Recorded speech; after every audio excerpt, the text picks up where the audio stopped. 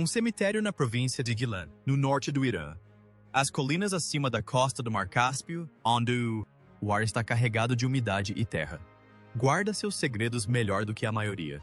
Arqueólogos da Universidade de Bem-Estar Social e as ciências da reabilitação em Teherã estão removendo fragmentos ósseos de sepulturas em estilo de catacumbas que datam de Império Parda, em algum momento entre o século III a.C. e o século III depois de Cristo. Os esqueletos são delicados. Os ossos petrosos atrás das orelhas, os mais densos, os ossos do corpo humano são o que geneticistas querem, porque dentro desses fragmentos reside DNA antigo que sobreviveu por quase 2.000 anos debaixo da terra.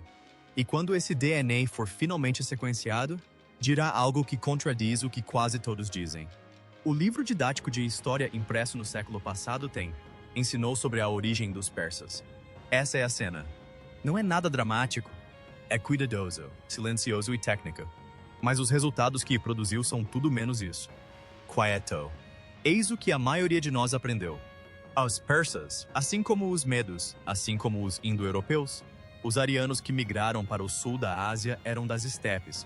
Pessoas, pastores nômades das pradarias ao norte do Mares Cáspio e Negro, falantes de uma antiga língua indo-europeia, que migrou para o sul em direção ao Planalto iraniano em algum momento entre 2000 a.C. 1000 a.C. A primeira menção assíria aos persas data de até 843 e, quando apareceram no fronteira nordeste do Império Assírio como saqueadores. A partir daí, segundo a narrativa, eles se aprofundaram mais. No Planalto, estabeleceram-se numa região chamada Pérsia. A moderna província de Fars conquistou o reino de Elam. Absorveu o Império Medo por volta de 550 e, sob o comando de Ciro, o Grande, construiu o maior império. O mundo antigo ainda não tinha visto. Eles trouxeram cavalos, carruagens e uma língua que se tornaria o persa antigo, a língua de Dario. E Xerxes, esculpido na face do penhasco em Behistun. Eles trouxeram o zoroastrismo, eles trouxeram a palavra Arya, que o próprio Dario inscrito em Naqsh e Rostam para descrever o seu própria linhagem. Persa, filho de um persa. Uma ariana, de origem ariana. A implicação era clara. Os persas chegaram. Eles eram forasteiros que se tornaram membros da elite. Conquistadores que tornaram-se civilizadores. E essa história, durante décadas, pareceu estar resolvida. As evidências linguísticas eram robustas. O persa antigo pertence ao ramo indo-iraniano, da família indo-europeia. E dessa família, a árvore remonta à estepe pôntica cáspia, com uma confiança que poucos linguistas contestam seriamente.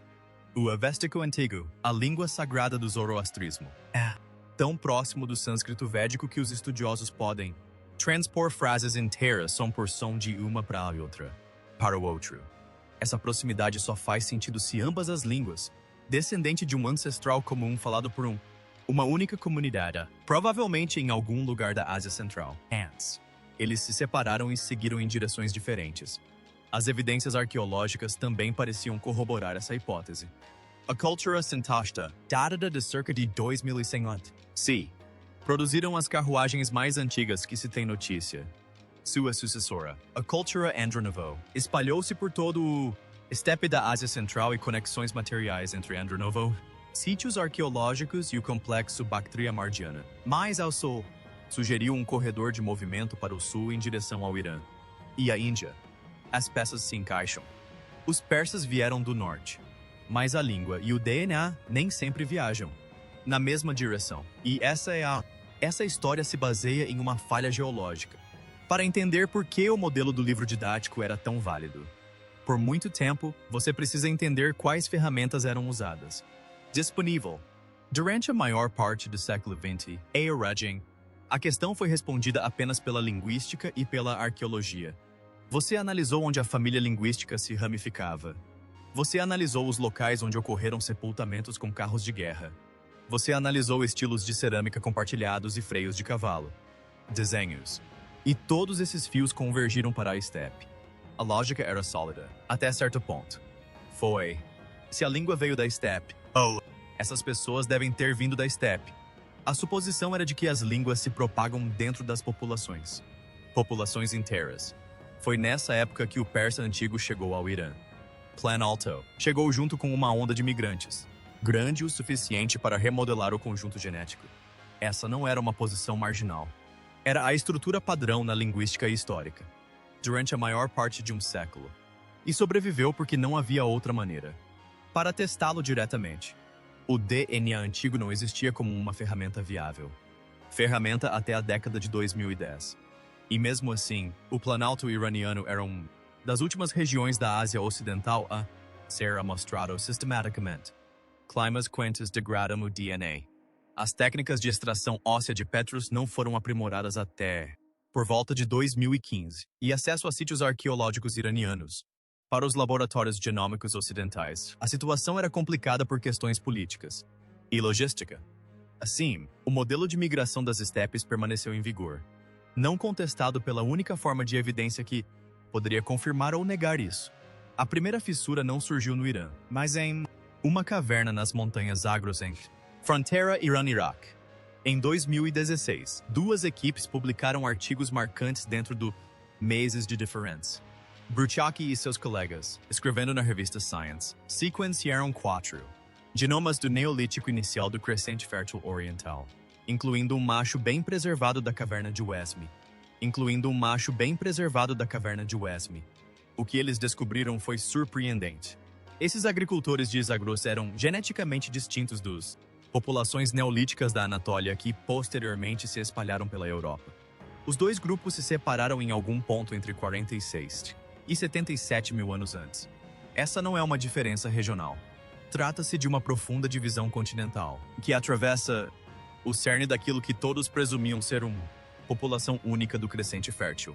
Entretanto, Gallego de Oriente e seus colegas da a Universidade de Cambridge, publicou o primeiro genoma de Genghis Dar, um local na província de Kermanshah, oeste do Irã. A pessoa em questão era uma mulher que morava por perto, há 10 mil anos, em um local famoso, por fornecer as primeiras evidências de manejo de cabras. Pastorio, que remonta a aproximadamente 9.900 anos antes. Presente. Gyanjidara está situado a uma altitude de 400 metros no Vale de Gamasabdo. Zona da High Zagros, um sítio arqueológico clássico com montículos aproximadamente na mesma região. 40 metros de diâmetro, com 7 a 8 metros de depósitos culturais neolíticos, 5 níveis de ocupação, evidências de sepultamento sob o piso. Este não era um acampamento temporário. Essa foi uma comunidade que permaneceu. Seu genoma a colocava mais próxima do caçador do Cáucaso. Coletores, não para agricultores da Anatólia, não para europeus. Em um gráfico de análise de componentes principais, ela caiu perto de paquistaneses modernos, afegãos e, crucialmente, zoroastrianos iranianos. O único grupo com maior probabilidade de ter preservado herança genética pré-islâmica no Planalto. Sua linhagem materna e a de outros Gayand. Os indivíduos Dar incluíam os haplogrupos R2, X, J, U e HV, linhagens que ainda estão presentes em populações modernas do oeste e sul da Ásia hoje. 10 mil anos depois, o fio ainda está lá. Duas equipes distintas, 2 locais diferentes. A mesma conclusão. As pessoas que vivem no Planalto iraniano 0 anos atrás não faziam parte do mesmo conjunto genético que deu origem à agricultura europeia. Eles eram uma população distinta e profundamente enraizada. Uma que estava em vigor desde o fim da Era do Gelo, ou até mesmo de um período anterior. Agora, é aqui que a coisa complica de verdade. O modelo de migração das estepes nunca esteve errado sobre a língua. O persa antigo é indo-europeu. As evidências linguísticas são esmagadoras. A questão sempre foi sobre as pessoas que carregou. E à medida que mais DNA antigo se acumulava a partir do Plato, a resposta que surgiu foi, em retrospectiva, óbvio. Mas, na época, pegou todos de surpresa.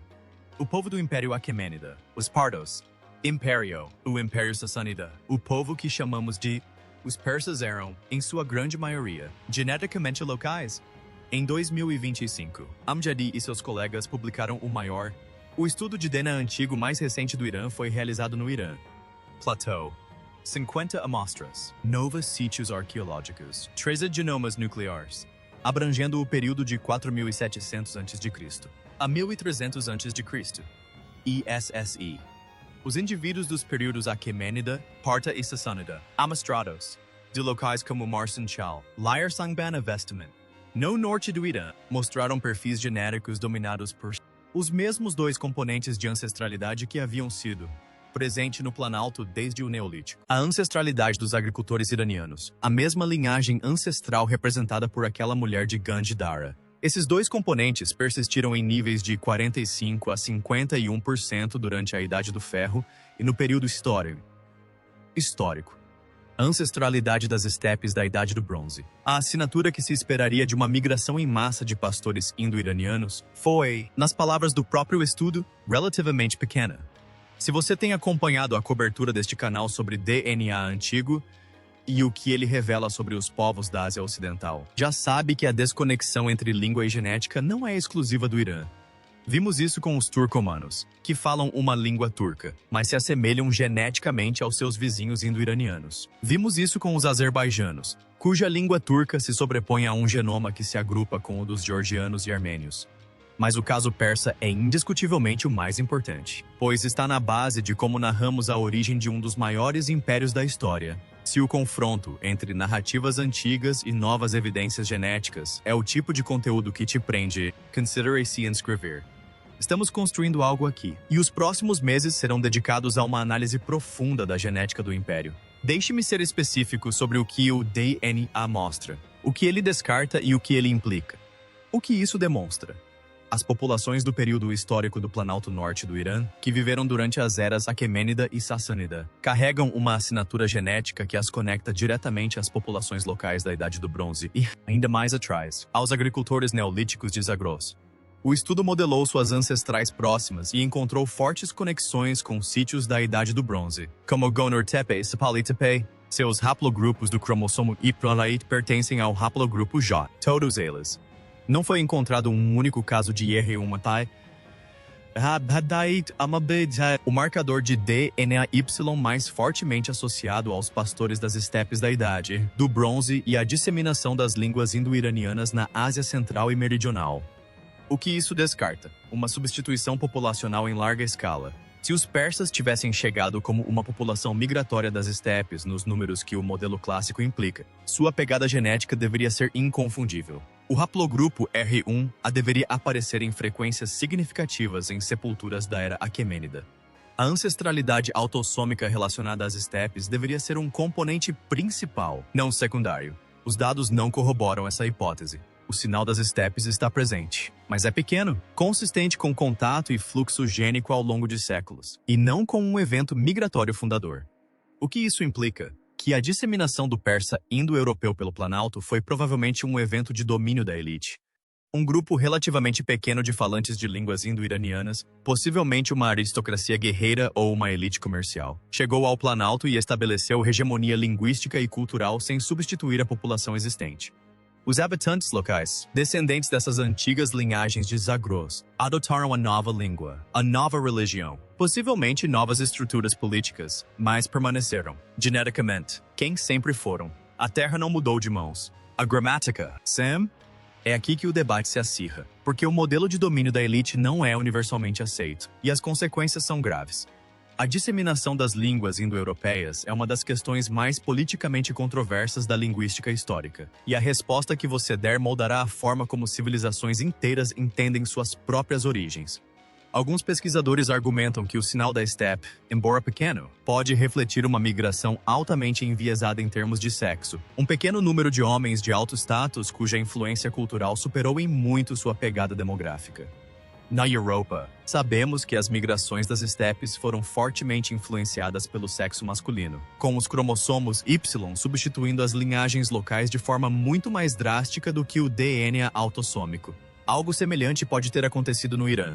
Uma elite guerreira que impôs sua língua e religião por meio de prestígio e poder, casando-se com mulheres locais, geração após geração, até que a própria assinatura do DNA Y fosse eventualmente diluída ou superada pela concorrência. A ausência do haplogrupo R1A no estudo de 2025 é notável, mas o tamanho da amostra, embora grande para DNA antigo, ainda se limita a locais específicos no norte do Irã. 13 genomas nucleares representam um número considerável para os padrões de DNA antigo, mas não se trata de um censo. O sul e o leste do Irã permanecem com amostras insuficientes. Outros apontam que o BEMAC, o complexo arqueológico da Bactria margiana no que hoje é o Turcomenistão e o Afeganistão, serviu como ponto de partida para a expansão indo-iraniana. A população BEMAC foi formada principalmente por ancestrais neolíticos iranianos, aproximadamente 60 a 65%, com componentes adicionais de agricultores da Anatólia e caçadores-coletores da Sibéria Ocidental. As populações que migraram pela região de BEMAC podem já ter apresentado uma forte mistura genética com ancestrais locais do Planalto iraniano antes mesmo de chegarem a Pérsis. Em outras palavras, o sinal migratório pode ter sido diluído antes da chegada, dificultando sua detecção mesmo que a migração tenha sido demograficamente significativa. Este é um problema metodológico genuíno. Se os migrantes já apresentavam traços locais, o DNA por si só não os distingue facilmente das pessoas que já estavam lá. E existe uma terceira posição, menos comum, mas que vale a pena ouvir. Alguns estudiosos questionam se a origem estepária das línguas indo-iranianas é tão comprovada quanto o consenso pressupõe. O estudo de 2019 de Shin e seus colegas, publicado na Cell, mostrou que a ancestralidade relacionada ao Irã na civilização do Vale do Indo derivou de uma linhagem que se separou dos agricultores do Planalto iraniano antes mesmo de esses agricultores começarem a cultivar a terra. Essa descoberta complicou a narrativa simples da migração de oeste para leste. Se a ancestralidade fluiu em múltiplas direções por essa região, muito antes das expansões das estepes na Idade do Bronze, a árvore genealógica linguística pode não corresponder tão precisamente aos movimentos populacionais como supusemos. Existe também uma ruga mais profunda. Um estudo de 2024 realizado por Valini e seus colegas, publicado na Nature Communications, identificou o Planalto Persa como o centro geográfico onde o Homo sapiens viveu por aproximadamente 20 mil anos após a migração inicial da África, entre 70 mil e 45 mil anos atrás, antes de se dispersar e povoar a Europa, o leste asiático e a Oceania. Se essa descoberta se confirmar, as raízes genéticas do Planalto iraniano remontam não a 10 mil anos, mas a 70 mil. O Planalto não é apenas o berço da civilização persa. Ele pode ter sido o ponto de partida para o povoamento de todo o mundo não africano. Isso torna a descoberta da continuidade genética ainda mais impressionante. Impérios ascenderam e caíram nesta terra. Os Elamitas, os Medos, os Aquemênidas, os Seleucidas, os Pardos, os Sassânidas, a conquista árabe, a invasão mongol.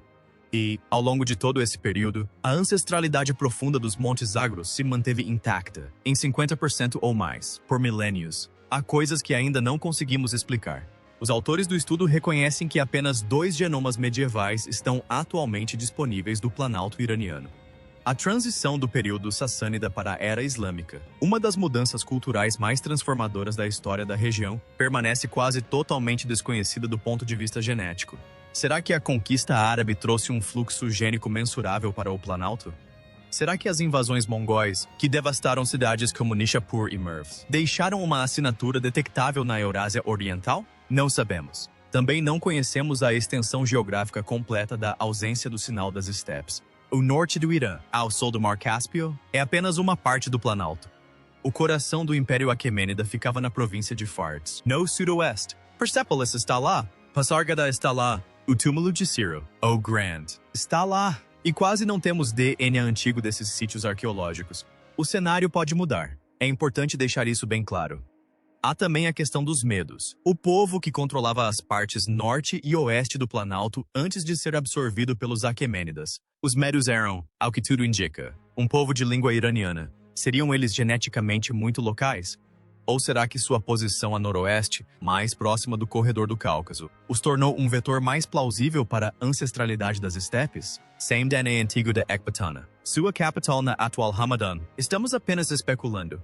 O que podemos afirmar é que a visão dos persas como um povo migrante das estepes, que chegou e construiu um império, parece agora, no mínimo, incompleta. O povo que construiu esse império já estava lá. Eles estavam ali desde que começaram a pastorear cabras nos altos vales de Zagros, desde que enterraram seus mortos sob os pisos de quartos de tijolos de barro em Ganjdar, desde que, talvez, estiveram neste mesmo planalto e observaram as geleiras recuarem no final da última era glacial.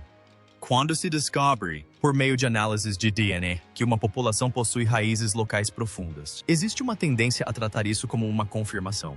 O orgulho nacional se apropria da descoberta. As redes sociais a transformam em meme. Mas o que a genética realmente revela é algo mais interessante do que uma simples questão de propriedade.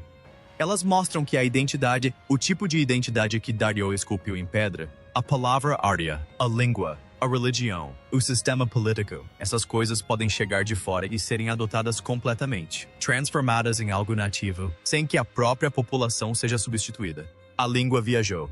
A cultura viajou. As pessoas permaneceram. Agora, Tehran, uma nova geração de geneticistas iranianos, formada em instituições como a Universidade de Bem-Estar Social e Reabilitação, está empenhada em sequenciar mais genomas antigos de toda a região do Planalto. O estudo de 2025 é explícito quanto às lacunas que ainda existem. Província de Fars, Khuzestão, os desertos orientais, Sistão-Baluchistão. Cada local analisado irá aprofundar ou complicar a narrativa da continuidade. De qualquer forma, o que já foi demonstrado não será apagado.